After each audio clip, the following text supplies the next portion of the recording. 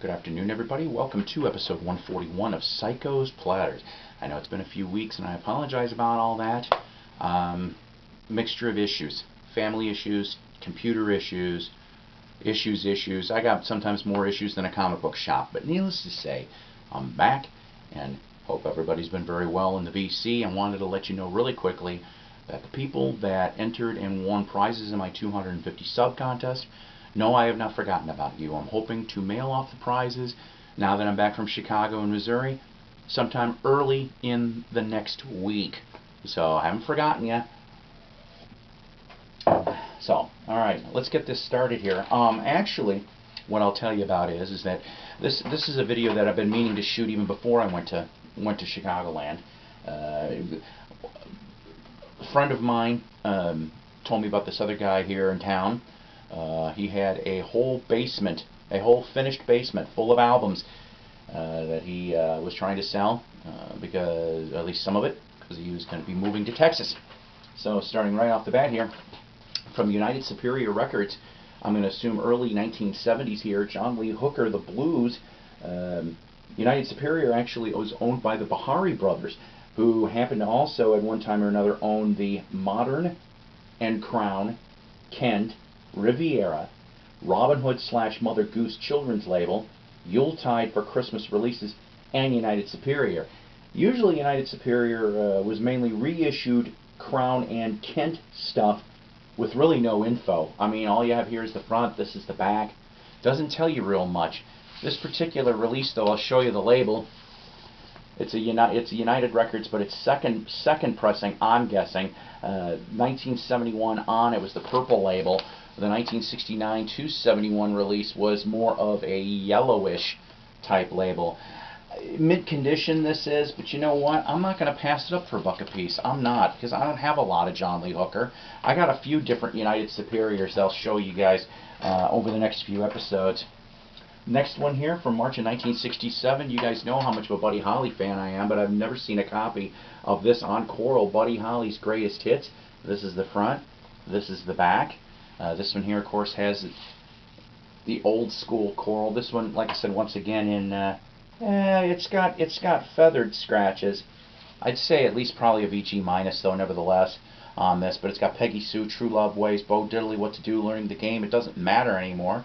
That'll be the day. Oh boy, every day, Brown-Eyed Handsome Man, Early in the Morning, and Maybe Baby. All from March of '67. I won't pass up any decent Buddy Holly vinyl. This one here, still sealed, Dennis Coffey and the Detroit Guitar Band's Evolution from 1971. This is the front, this is the back.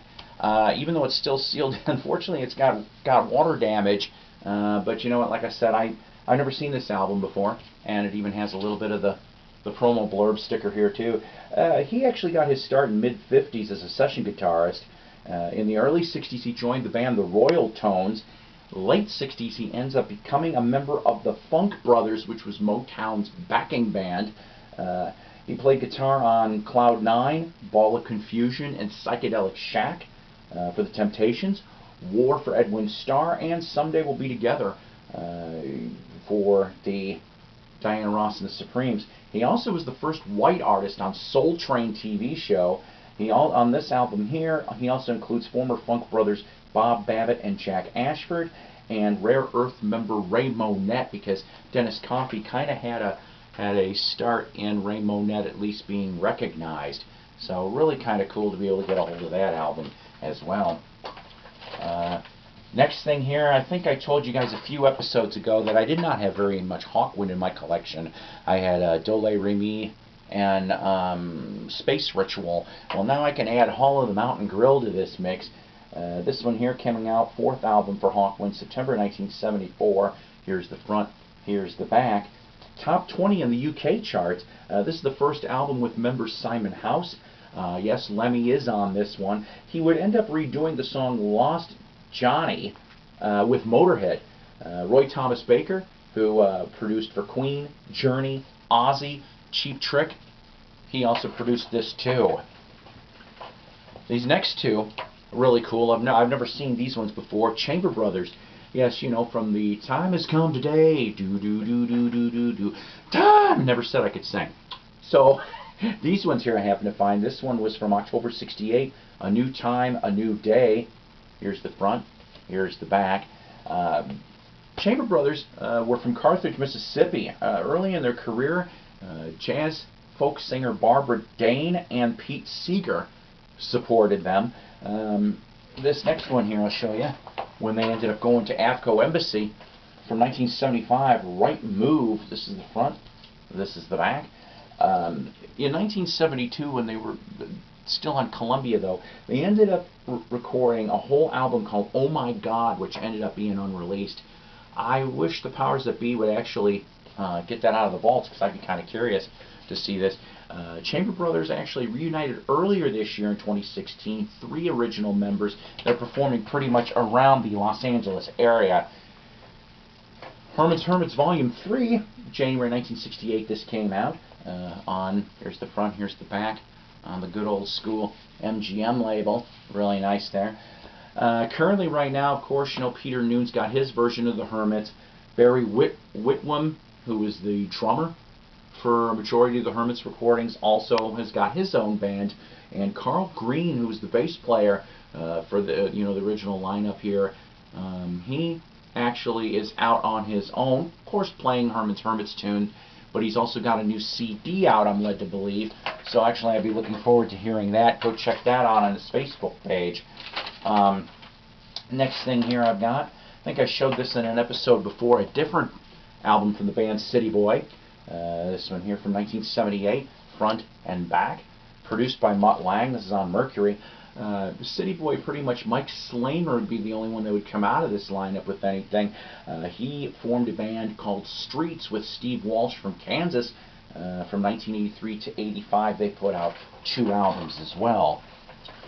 This one here is kind of cool. Chicago-based Tantrum, Prawn Ovation. They cut 2 albums in the 70s. This one here from 1978. This is the front. This is the back. The reason why I grabbed this whole thing is entirely signed by the band itself here. But the only one that would come out of Tantrum, the rest of them would go off and do music projects or go back to school. But Bill Senior, I hope I'm saying that right, he ended up playing with Survivor on the Too Hot to Sleep album in 1988. And of course, he signed this as well. So, it's a 7-person band, 3 females in the band, 4 guys. A little bit of Fleetwood Mac-ish in parts, kind of cool in its own way. Go check them out if you can. They also ended up recording a 3rd whole album that ended up being unreleased for many, many years. I can't remember which UK CD company put all of them out in a package, which was really nice. Lastly, here from 1968, the Fireballs, Bottle of Wine album. This one here, Fireballs, featured Jimmy Gilmer. Here's the front, here's the back. I like this album too. Jimmy's not on all of this stuff, but still, nevertheless, on AFCO Records. Currently, right now, 2 original members are still in the Fireballs, but Jimmy Gilmer sometimes will come and play on certain gigs, so that's kind of cool to be able to have 3 of that. Also here, some new subs since the last time I was on here. M. Davidson, Patricia Bell, Blackmore Rules, really cool channel. He's out of Canada. I got to do one of his air guitar videos pretty soon here before the end of the month.